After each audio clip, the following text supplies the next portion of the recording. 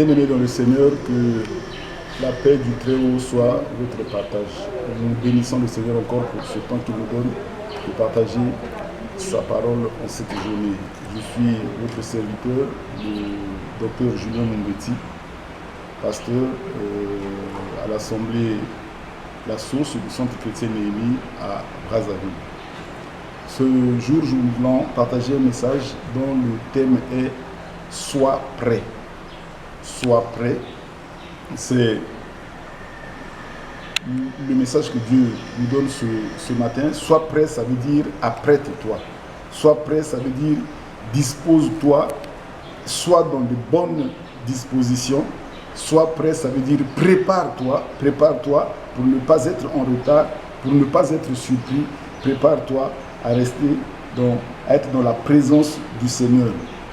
Sois prêt, ça veut dire c'est une invitation à la vigilance pour que chacun de nous puisse voir la main et la face de Dieu dans sa vie. Amen. Amen. Amen. Amen. Voilà, nous allons lire la parole de Dieu dans le livre de Luc chapitre 23, du verset 35 au verset 43. Je lis au nom du Seigneur Jésus-Christ. Le peuple se tenait là et regardait. Les magistrats se moquaient de Jésus, disant « Il a sauvé les autres, qu'il se sauve lui-même s'il est le Christ, l'élu de Dieu. » Les soldats aussi se moquaient de lui, s'approchant et lui présentant du vinaigre. Ils disaient « Si tu es le roi des Juifs, sauve-toi toi-même. » Il y avait au-dessus de lui cette inscription « Celui-ci est le roi des Juifs. » L'un des malfaiteurs crucifiés l'injuriait, disant « N'es-tu pas le Christ? Sauve-toi toi-même et sauve-nous. » Mais l'autre le reprenait et disait « Ne crains-tu pas Dieu, toi qui subis la même condamnation? Pour nous, c'est justice, car nous recevons ce qu'ont mérité nos crimes.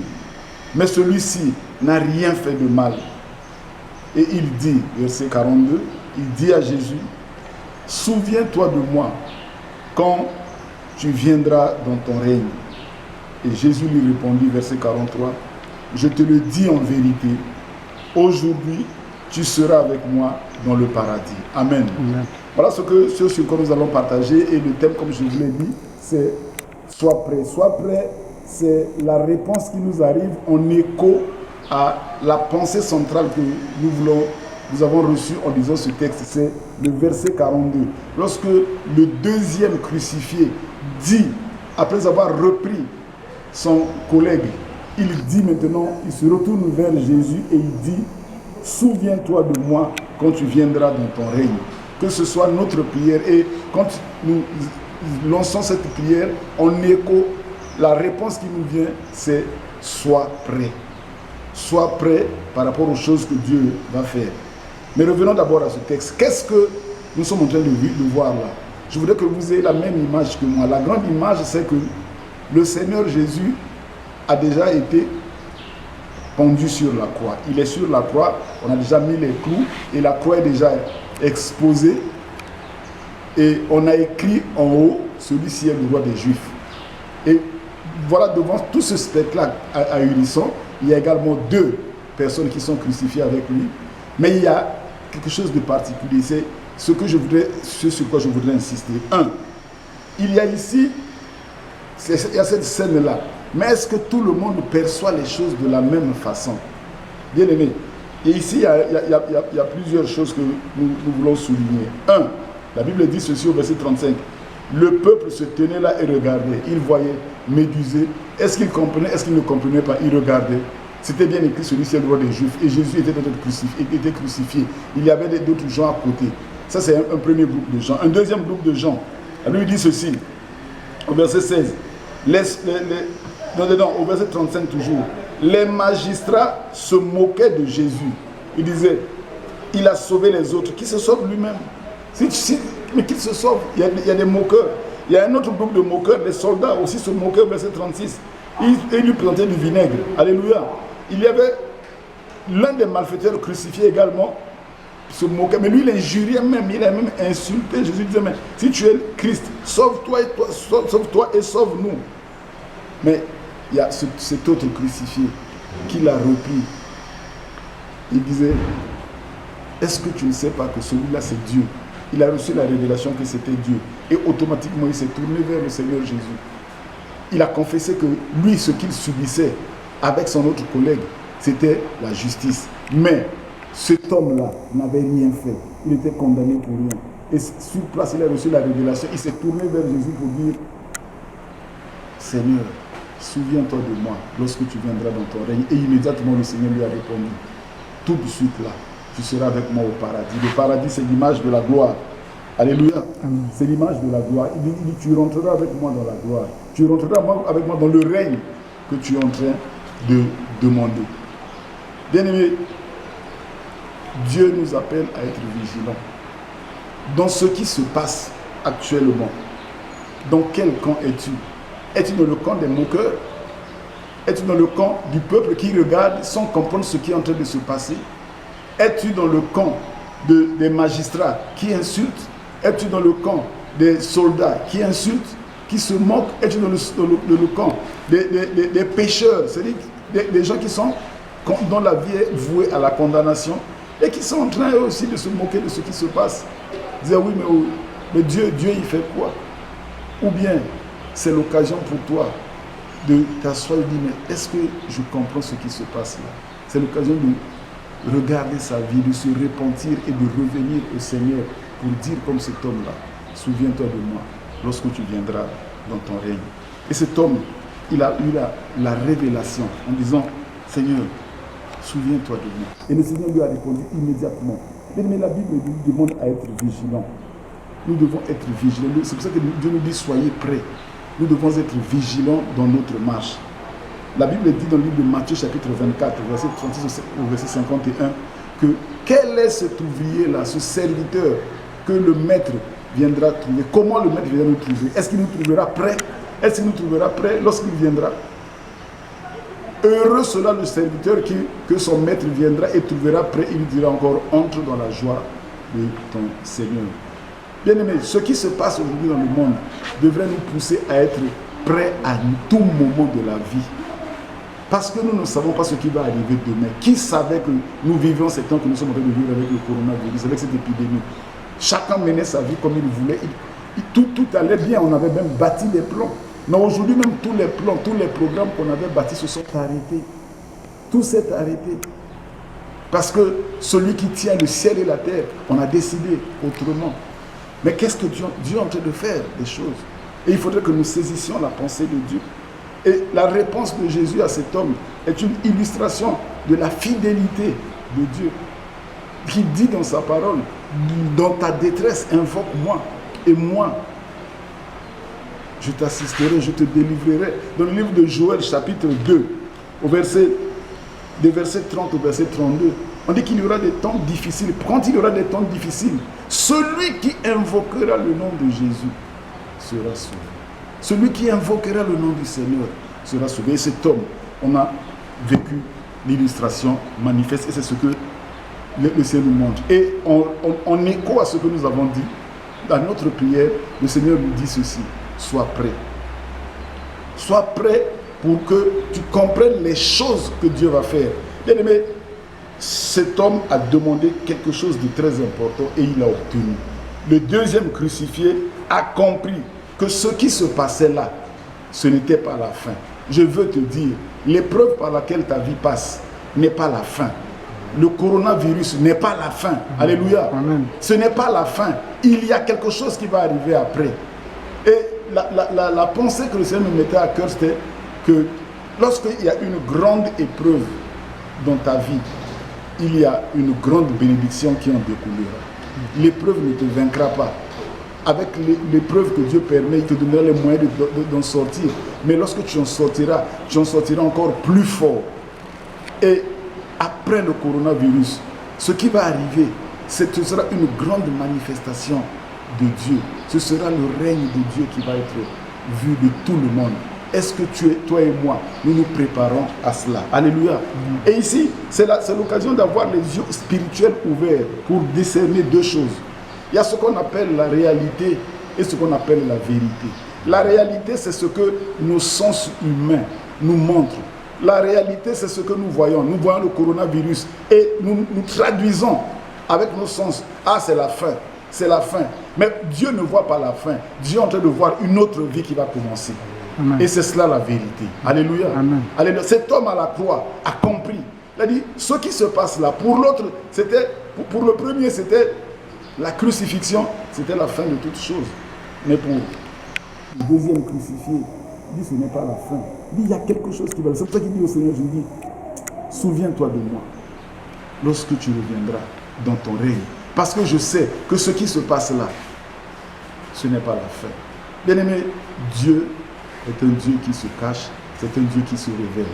Dans ces moments par lesquels nous sommes en train de passer, nous avons besoin de chercher la face du Seigneur afin de recevoir sa révélation. Alléluia. Amen. Le règne de Dieu. Le règne de Dieu, c'est quoi? Le règne de Dieu, c'est... Donc, quand vous lirez la Bible, le règne de Dieu est assimilé parfois à ce qu'on appelle le royaume de Dieu ou le royaume des cieux. Et cet homme a dit que je sois avec toi lorsque tu viendras dans ton règne. Lorsque tu vas installer ton règne. Qu'est-ce que le règne de Dieu? C'est le royaume de Dieu ou le royaume des cieux, comme je disais. Mais c'est Dieu qui se manifeste dans sa créature. C'est Jésus-Christ vivant, présent et agissant. Dans Matthieu chapitre 12, verset 28, le Seigneur Jésus disait ceci. On accusait Jésus de toutes sortes de maux. Il a dit, mais si moi je chasse les démons par l'Esprit de Dieu, mais reconnaissez que l'Esprit de Dieu, le royaume de Dieu est descendu vers vous. Le royaume de Dieu, c'est le Seigneur Jésus qui vient se manifester puissamment dans son peuple. Donc, le règne de Dieu est parmi son peuple. Le règne de Dieu ou le royaume de Dieu, c'est Dieu qui vient dans le monde pour faire valoir sa puissance, sa gloire et ses droits contre la domination de Satan et l'évolution actuelle du monde. Je veux te dire qu'au-delà de ce que toi et moi nous sommes en train de voir, Dieu est en train de régner et de faire accomplir sa volonté. J'étais en train de prier, j'étais tellement perturbé, torturé. J'ai dit, Seigneur, qu'est-ce qui se passe? Qu'est-ce qui se passe? Une voix m'a dit, Bel tombe, Nebo s'écroule. Jérémie chapitre 46 verset 1. C'est les dieux babyloniens. Dans ce qui se passe aujourd'hui, les dieux babyloniens sont en train de tomber et Dieu est en train de glorifier son nom. Le Seigneur règne. Alléluia. Amen. Gardons cela. Le royaume de Dieu est là et il attend seulement quelque chose. Il attend de se manifester. Et Dieu te dit, sois prêt. Sois prêt parce qu'après ces temps-ci, il y aura une grande moisson. Une grande moisson et Dieu va se manifester puissamment de plusieurs manières. L'humanité reconnaîtra que c'est l'Éternel qui est Dieu. Mais est-ce que toi et moi, est-ce que l'Église, est-ce que nous sommes prêts à assumer tout ce que Dieu va faire? Lorsqu'il y aura une grande moisson d'âmes, lorsque les hommes et les femmes chercheront Dieu, est-ce que nous sommes prêts? C'est pour cela que Dieu nous dit, ne regardez pas la réalité, recherchez la vérité. Parce que dans la vérité, il y a quelque chose qui est en train de se passer. La Bible dit que Jésus était avec les deux disciples, qu'on appelle communément les Maïs. Ils étaient tellement découragés parce que Jésus venait de ressusciter, mais eux, ils ne savaient pas. Ils avaient suivi Jésus et puis ils étaient découragés, ils rentraient, ils partageaient entre eux, puis Jésus les a rejoints, puis il a commencé à discuter avec eux, à parler avec eux, pendant qu'ils marchaient. Et puis Jésus leur a posé la question, ils ont dit, mais est-ce que tu es le seul qui ne sait pas ce qui s'est passé? À propos de Jésus-Christ de Nazareth, qui était un prophète puissant en parole et en œuvre, en action. Mais nous étions avec lui, nous l'avons suivi, nous l'avons suivi, mais là, c'était que, quand nous voyons ce qu'il faisait, non, on était tellement sûrs que c'est lui qui allait délivrer